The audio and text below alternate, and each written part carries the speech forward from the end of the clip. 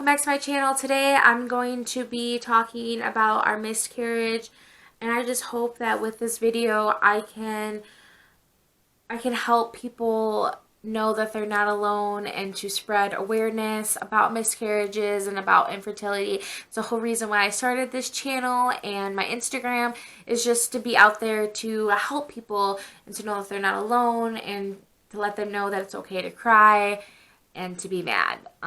And I felt like my miscarriage story needed to be more in detail because it's part of our story. It's part of how we came to where we are now on our infertility story. And I just think that it's something that needs to be talked about more because there's a lot of women that have miscarriages, 1 in 4 actually, that have miscarriages, and our stories need to be told. They do.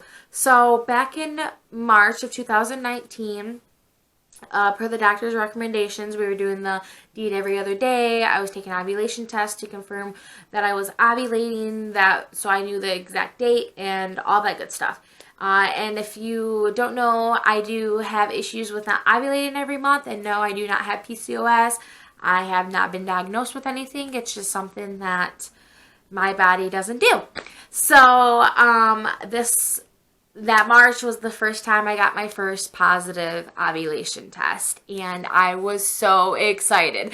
If you are on the trying to conceive journey, you know exactly how that feels, because it's like, this could be our month. Like, I got it timed. It's go time. Let's go. Let's go, honey.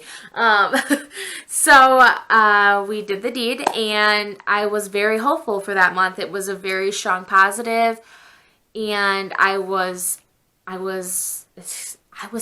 excited. I mean, I don't know how else to put it. I was excited. And a couple weeks went by, I think like 9-10 days. And for me, when I start my period, a normal period for me, as I do spot a couple days beforehand, and that's normal, and it's been like that, I feel like, at least for the last year and a half, because let's be honest, I really didn't track my period all that much before trying to conceive. And it's just something that, on this journey, that I have found out about myself, and it is what it is, and the doctors seem to say that there's no issue with it, so we're just gonna roll with the punches because I'm not a doctor and I don't study that stuff. But I started spotting, and I knew that right then and there that again, this cycle was a no-go, and there was going to be no baby in 9 months. So I remember, it was a year ago, but I remember that it was a weird period. It was a weird one. So like a couple days, like a day before I got my flow of my period, I woke up throwing up. I was throwing up. I had, sorry, it's a little TMI, but this is part of the journey. I had diarrhea. I felt like dog crap. And I kind of just, I put it off as, it's the flu. I mean, it was March, and I live in Michigan, and the weather is unpredictable here, and you just never know what you're going to get with Michigan in March. It could be sunny or it could be snowing. So I just put it off as it was the flu. I threw up a couple more times that day, and was sick most of that day, but then the next day I started feeling better. I had my husband get me McDonald's because French fries and a Coke from there just sounds great when you haven't ate anything the day before. So I woke up that night, and the best way to describe it, guys, is I felt like I was constipated. Like I had to go to the bathroom. So I was in the middle of the night, so I went down. I could not go. I could not go. I was starting my period at that point, and I kind of have, I'm known to get bad back pain, and sometimes I have cramps, but not normal, but back pain is a normal thing for me. But I remember that night, the pain would not stop. And I remember I got into the bathtub to run hot water to try to make the pain go away. I got out of the bath. I was literally laying on the floor in excruciating pain. And I just remember thinking to myself, like, wow, this is a really bad period. Like, what the heck? Like, that's just so weird. And I also just chalked it up to like McDonald's. Like, let's be honest, it's not healthy and the food's not good for you. And I kind of just let it go. And it was what it was. It was just a bad period that month. About a week, I think a week or so after my period ended, I remember texting my girlfriend because I was spotting and I was like, what is wrong with me? Why do I keep spotting irregularly? Because if you don't know from our infertility story video, I was having issues where I was spotting randomly in the middle of my cycles after I'd already had my period. And I don't know why, but for some reason, after texting her, like, I don't understand why I'm spotting. Like, this is super weird. I felt this urge to take a pregnancy test, and it was God. Like, I can't explain it other than God. Like, there was just something inside of me. God. It was God telling me to take a pregnancy test. So, it was, like, late. It was probably 4, 5, 6 in the afternoon. Not like the first, like when you take your first pregnancy test, you're supposed to take it in the morning, first urine, because it's more concentrated. Nope, I didn't do that. It was not like I was expecting to be pregnant. Sure enough, that thing was a positive. And I was freaking out. I was not expecting to be pregnant. My husband was at home. I thought that when I found out I was pregnant, I was going to do it in some elaborate way with a onesie or like film him or I don't know. I thought I was going to come up with like this grand idea. And I was so excited / freaking out that I like panicked and called him over the phone to tell him that I was pregnant. Side note, ladies, he was not a fan. I don't suggest doing this. But I was freaking out like, holy crap, I'm pregnant. And so he's freaking out and he's not home. So he rushed home and I took multiple tests just to confirm because it's like you see a positive pregnancy test and you're immediately like, is this for real? Like, are you sure? Like, am I seriously pregnant? I think I took like 5 pregnancy tests. I'm going to have to put I'll have to put the picture up of the pregnancy test just so you all can see them because I think that's something, Anyways, so, I had a digital one that I had bought like a couple months prior to thinking I was pregnant that I hadn't used. So we had decided that we were going to go ahead and take another one the next morning with the first morning urine and use the digital one that says pregnant or not pregnant. So the next morning we took another pregnancy test and the word pregnant showed up and we were so excited. It was the first one I've ever seen in my entire life, and when you've been trying for 6 months, it's not that long, and people I know have tried longer, and it was like, finally, like, I'm so happy. Well, that weekend, we had a business trip that we had to go to in Baltimore, and so I wasn't taking any more tests, but before we left for that trip, that Friday afternoon, I called my OB to make an appointment like any other normal person does, and because of having my period a week ago, they went off of my last period, so I couldn't see them for another 5 weeks, and I couldn't wait that long, and they told me that I could go ahead and call my family doctor and go in there to confirm that I was pregnant in the meantime. So me being me, I wanted to know immediately, so I made an appointment with my doctor, and the earliest they could get me in was that following Monday after we returned back from our business trip. So while over that weekend I was spotting, and I know I had looked up that was something that was normal during first trimester, and my husband reassured me, like, if it says it's normal, honey, it's probably normal. but I am a worrier and I just didn't like it, and I kind of just tried to like let it go and let it be what it was. And then when we returned back that Monday morning, because like I said, I was obsessed with taking pregnancy tests, I took another pregnancy test and you could barely see the line. So I called my family doctor and I was like, I have an appointment today to confirm pregnancy. I just took an at-home pregnancy test again and you can barely see the line. Like, I think I'm having a miscarriage or already had a miscarriage. I don't know if you want me to come back in. And they said, no, just come in, whatever, it's fine, just come in. So I came in and my family doctor confirmed the same thing that I was seeing, that the line was there, but it was very faint.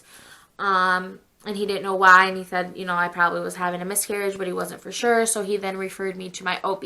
And since he referred me, they decided to run blood tests on me. So I took a blood test, and the doctor called me back, the OB doctor called me back and said that I think it was at so long ago, but I think she said it was at a 15. The levels was at a 15.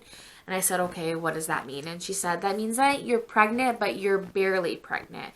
And so I was like, okay, what does that mean? I don't speak doctor. So she said, well, let's redo the blood work in 2 days. It's, your blood work's supposed to double, your levels are supposed to double every 48 hours, and we'll go from there. So 2 days later, I went back in, did another blood test, and it went up to, I think, 17. And so I said, okay, what is that? The good old question was, okay, what does that mean? She's like, well, like, you went up, but, they're supposed to double, and it didn't double, and let's have you do another one, and then let's make an appointment for you to come in to see me. So, it was a Saturday because I'm a server, and I remember I went in the morning before work and they did the blood work, and I was dying to know my results, and they said that I could, the lab tech said that she could, if I okayed it, they could call me with the results. And so they called me with the results, and I went back down to a 15, and so that day at work, I knew that there was no more baby and that I had miscarried. But we still had that appointment with our doctor, so we went. So we went and had our appointment, and she did confirm and tell me that I did miscarry, but what had happened was I got pregnant the cycle before when I had that positive ovulation test, which, looking back now, like, obviously that makes sense. That bad period was actually my miscarry, and the sickness was the pregnancy of the baby attaching, I would assume, and that's why I was so sick. And then a couple days later, when I got my period, is when I finally miscarried. And I think it's still hard. It is still hard. I still cried. Part of me wishes that I wouldn't have taken that pregnancy test, because if I wouldn't have, I would have never known. But then, another part of me is like very happy that I took it, because at that time it was like, the doctor was like, I'm glad you took it. Like, that means that there's nothing wrong with you. There's nothing wrong with your husband. Sperm and egg met. There's just other issues with it.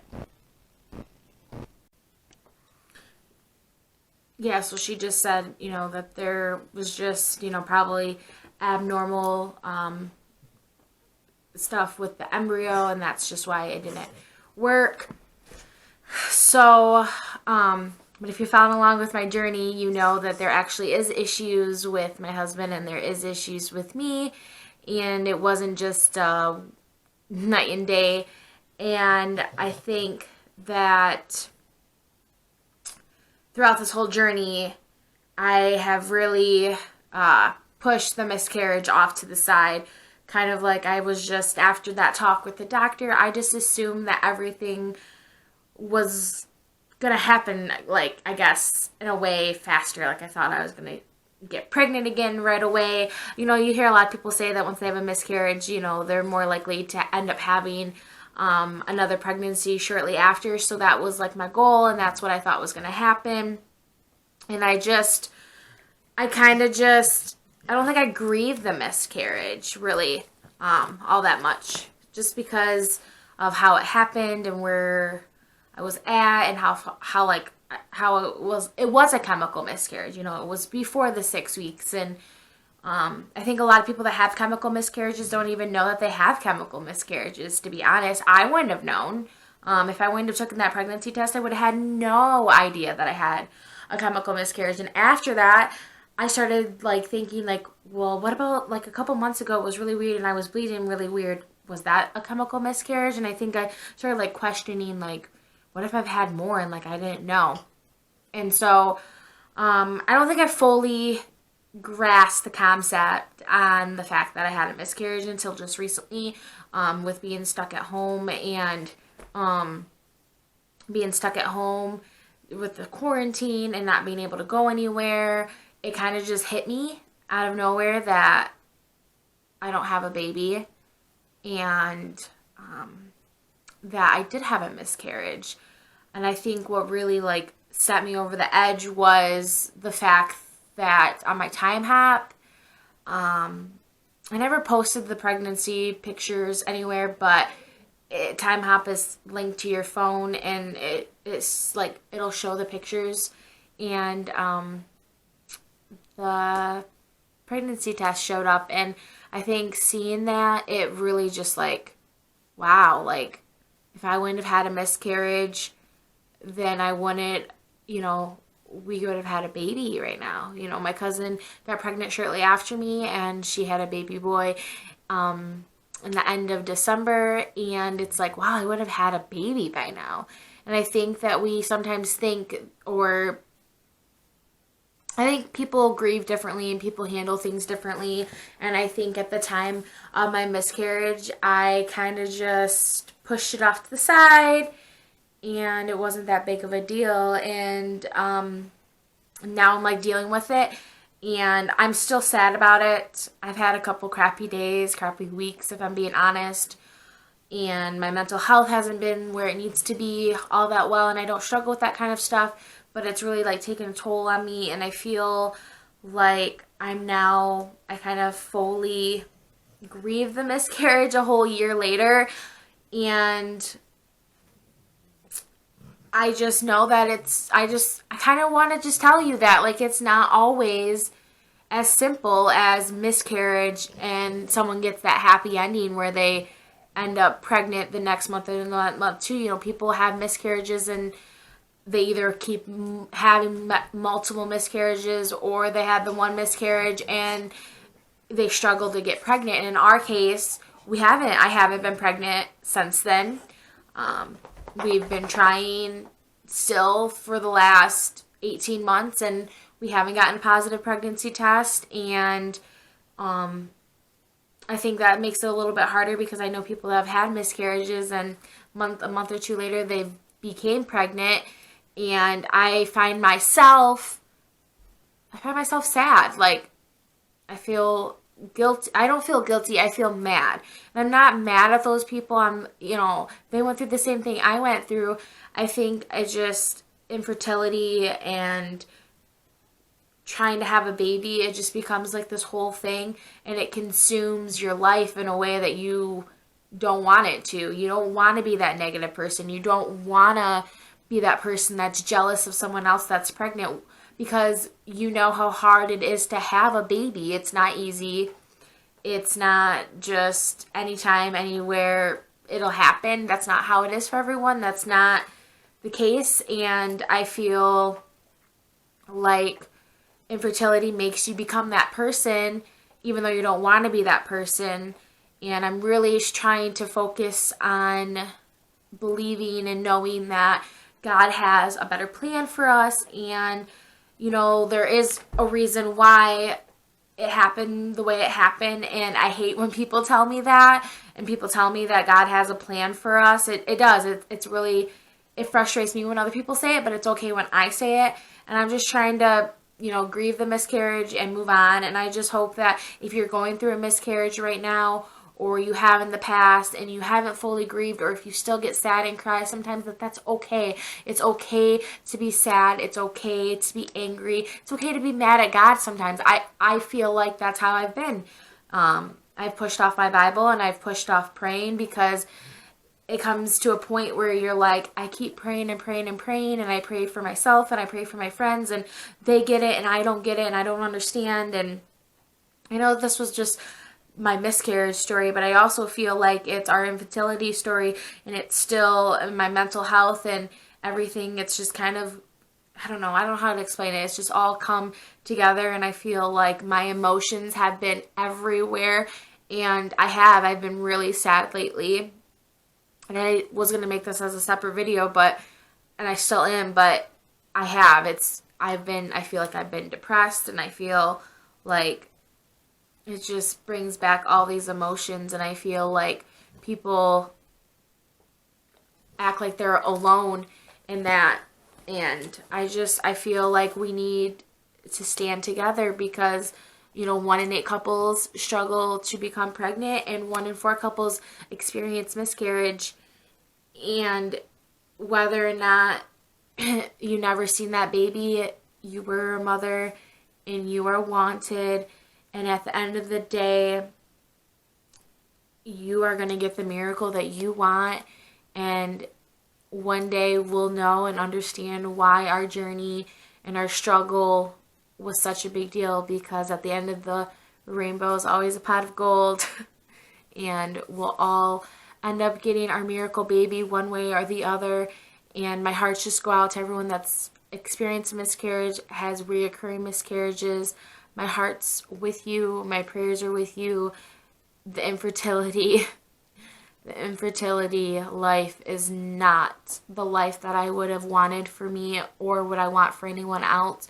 But it's an awesome community, and I'm so thankful that I get to share my story and inspire other people. And I hope that this is helpful for you. And I just appreciate your support. Please subscribe. Go to my Instagram page. I'm a lot more involved on there when I'm not on here. I would love to hear your feedback. If you have any questions, please reach out. I would love to help you. That's why, like I said in the beginning, this is why I made this YouTube and the Instagram page. Stay healthy and stay indoors, and hopefully that this quarantine will be up for everyone very soon, because I can't wait to see my friends.